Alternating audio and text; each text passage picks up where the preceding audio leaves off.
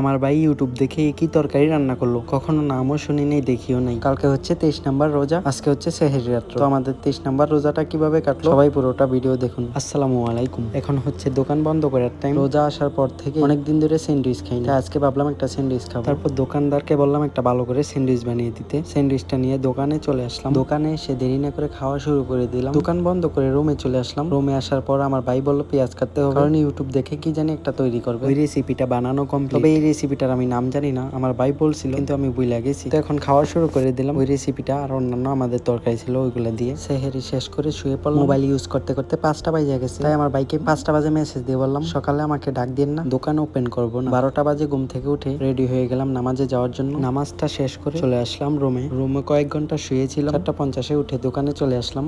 এই টাইমে কাস্টমার নাই, তাই সার্ভিসিং রুমে এসে বসে আছি। কিছুক্ষণ পর বাহিরে চলে আসলাম। আজকের আবহাওয়াটা অনেক সুন্দর ছিল। রাস্তার ওই পাশে দেখতে পেলাম অনেকগুলা দেশি ভাই ইফতার পার্টি করতেছে। তো দেখতে দেখতে এখন ইফতারের টাইম হয়ে গেছে, তাই দোকানটা বন্ধ করে চলে আসলাম রুমে এসে দেখি রেডি হচ্ছে আজকের আমাদের ইফতার। ইফতারটা শেষ করে চলে আসলাম দোকানে। তো আজকের ভিডিওটা এই পর্যন্তই ছিল। সবাই ভালো থাকবেন, আল্লাহ হাফেজ।